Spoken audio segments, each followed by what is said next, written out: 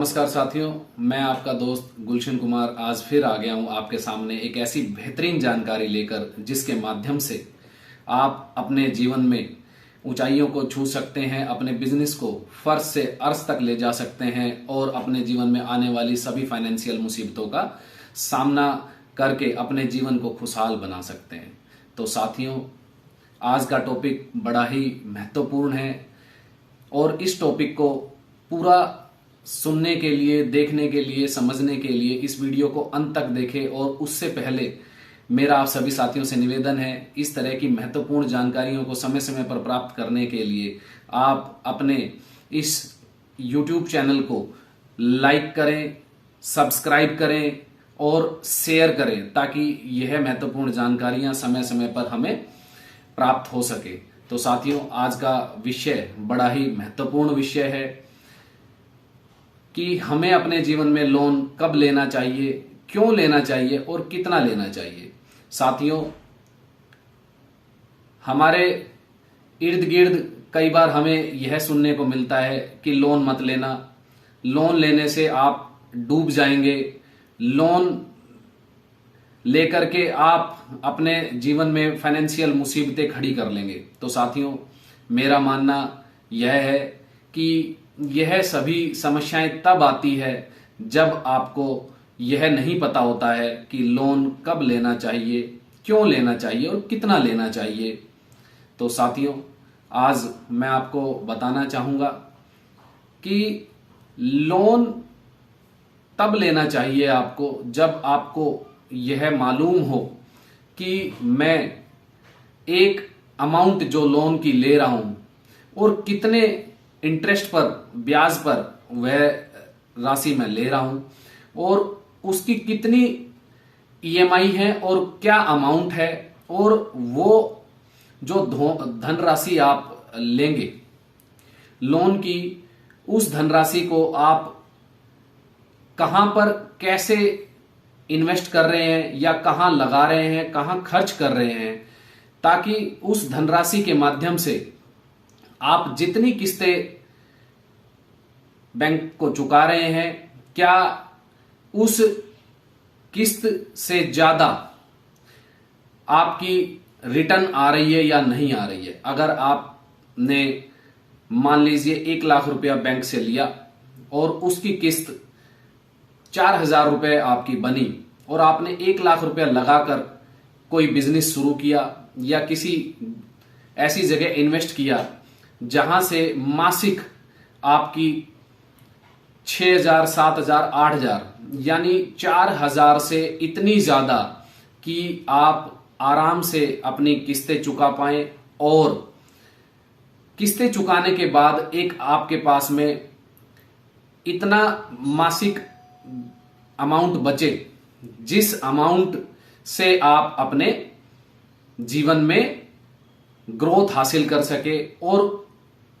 कुछ समय पश्चात आपका जब लोन का टेन्योर पूरा हो जाता है तो आप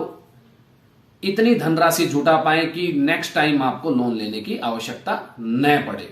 या अगर आप लोन ले रहे हैं तो अपने बिजनेस को उस लेवल से आगे ग्रोथ करने के लिए, सपोज आपने 1,00,000 रुपया लोन लिया और 1,00,000 रुपए लोन लेकर के आपने लोन की सभी किस्तें चुका दी। किस्तें चुकाने के बाद में आपके पास में 1,00,000 रुपया कैपिटल खड़ा हो गया। 1,00,000 रुपया आपने कैपिटल इकट्ठा कर लिया, 1,00,000 रुपया आपने बचत कर ली उस लोन की धनराशि से इन्वेस्टमेंट करके। और अब आप 1,00,000 रुपए से 6,000 रुपए मासिक कमा रहे थे और 4,000 रुपए आप बैंक को दे रहे थे। तो अब आप 1,00,000 रुपया अगर और लेते हैं तो आपके पास में 2,00,000 रुपया हो गया। 1,00,000 रुपया लोन की धनराशि और 1,00,000 रुपया जो पिछले लोन से आपने एक पैसा कमाया था वो। तो दोनों मिलाकर के अब आपके पास में डबल इनकम आनी शुरू हो जाएगी। हाँ, एक महत्वपूर्ण जानकारी और दूंगा इसी के साथ में कि अगर आपको यह लगता हो कि आप के पास में जो धनराशि है केवल आपके पास उतना ही रिसोर्स है कि उसी को इन्वेस्ट करके आप इतना पैसा कमा पाएं कि आपकी मासिक ईएमआई से ज्यादा आप रिटर्न ले रहे हैं। अगर आप धनराशि ले रहे हैं और आपके पास में रिसोर्स नहीं है कि उसको कैसे इन्वेस्ट करके, कहां इन्वेस्ट करके आप ईएमआई से ज्यादा पैसा कमाएं, तो आप वो लोन ना लें। और आपको यह भी पहले से कैलकुलेशन करनी होगी कि आपको कैसे आप बैंक को रिटर्न करेंगे पेमेंट, और कितनी आप रिटर्न कर पाएंगे, और कैसे आपको कहां पर इन्वेस्टमेंट करनी होगी। आपने अमूमन देखा होगा जब बैंक लोन देते हैं तो एक प्रोजेक्ट रिपोर्ट मांगते हैं, तो प्रोजेक्ट रिपोर्ट के अंदर में यही होता है कि आप बैंक से कितना पैसा उधार ले रहे हैं और उस पैसे को कैसे आप इन्वेस्ट करेंगे और उससे कैसे आप कितना हर महीने कमाएंगे, ताकि आप बैंक की किस्तें सही समय पर चुका सकें और आप अपने जीवन को बेहतर बनाने के लिए एक्स्ट्रा भी कमा सके, ताकि नेक्स्ट टाइम आपको लोन लेने की आवश्यकता ना पड़े, या लोन ले तो आप जीवन में और आगे बढ़ने के लिए लोन ले। तो साथियों,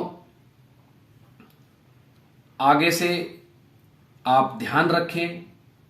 कि जो भी धनराशि आप ले उसका एक आप पहले से प्लान तैयार करें कि मैं इतनी धनराशि ले रहा हूं, इसको मैं यहां पर इन्वेस्ट कर रहा हूं और इसके इन्वेस्ट से हर माह आपको उतनी इनकम जनरेट हो जाएगी जितनी आपको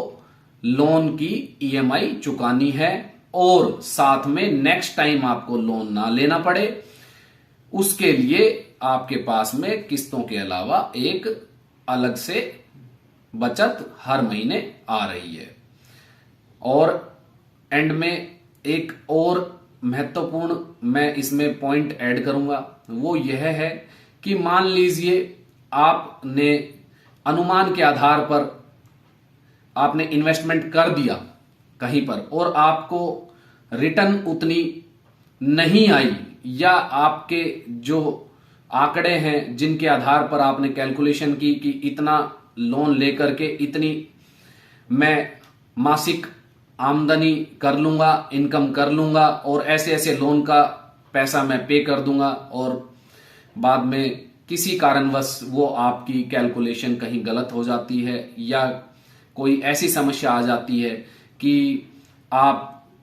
समय पर उतना पैसा जनरेट नहीं कर पा रहे हैं जिससे आप ईएमआई पे कर सके, तो उससे आपको एक समस्या यह हो जाएगी कि आपका सिविल स्कोर खराब हो जाएगा और आपको नेक्स्ट टाइम लोन नहीं मिलेगा और आपकी फाइनेंशियल जो हिस्ट्री है वो खराब हो जाएगी। तो साथियों, उसके लिए आपको मैं एक विशेष जानकारी देना चाहूंगा कि आप जब भी कभी अगर इस तरह की कोई भी प्लानिंग करते हैं तो एक ईएमआई का सेकंड ऑप्शन अपने हाथ में लेकर चलें। मान लीजिए आपने एक ऑप्शन तो यह रखा कि मैं यह बैंक से धनराशि लेकर के और मैं यहां पर लगाऊंगा और यहां से मैं इतने पैसे पैदा करूंगा कि आप की ईएमआई भी पे कर दूंगा और अपने लिए बचत भी कर लूंगा। मगर किसी तरह से यह प्लानिंग सक्सेस नहीं हो पाई तो आपके पास एक सेकंड ऑप्शन होना चाहिए कि कभी भी कोई मासिक ईएमआई अगर आपकी डिस्टर्ब होती है या आप देने में असमर्थ होते हैं तो आपके पास वहां से सेकंड ऑप्शन से पैसा आता रहे, या आप कोई ऐसी चीज आप अपने पास आपके पास हो कि आप उसको इमीडिएट कहीं भी दे करके और आप वहां से पैसा हासिल कर सके ताकि आपकी ईएमआई खराब न हो। तो यानी कि लोन लेने से पहले ईएमआई पे करने का एक सेकंड ऑप्शन आपके हाथ में जरूर होना चाहिए। अगर सेकंड ऑप्शन आपके हाथ में नहीं है तो इतना लोन ले, इतना मिनिमम लोन ले